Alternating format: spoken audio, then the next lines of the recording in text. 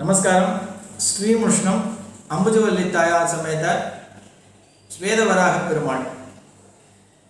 இந்த கோயிலுடைய தனி சிறப்பு ஸ்வயம்பக்ஷ கஷேத்திரத்தில் மிக முக்கியமான 4 தென்னிந்தியாவில் இருக்கக்கூடிய கஷேத்திரத்தில் ஒன்று.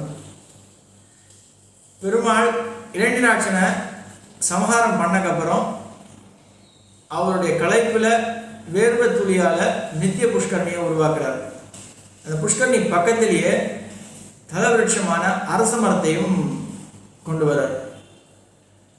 வேர்ல்ட்ஸ் ஓல்டஸ்ட் ட்ரீ, இந்த ஃபர்ஸ்ட் ட்ரீ அப்படின்னு சொல்லக்கூடிய மரம் தான் இந்த பூவராக பெருமாள் கோயிலில் இருக்கக்கூடிய அரச மரம்.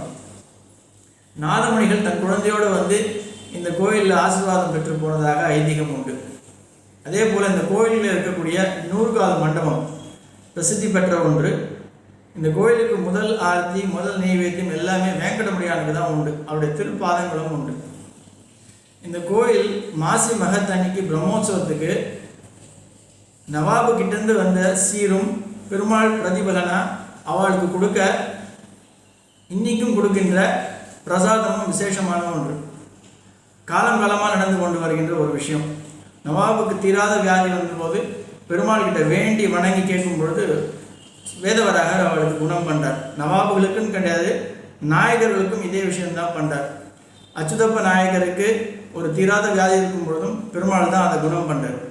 அவ்வளவு அதிசயங்களையும் அற்புதங்களையும் உள்ளடக்கிய கோயில் பூவராக பெருமாள் ஸ்ரீமுஷ்ணம். அவசியம் போய் சேவித்து பிரம்மாண்ட வாழ்க்கை வாழ என்னுடைய அன்பான வாழ்த்துக்கள்.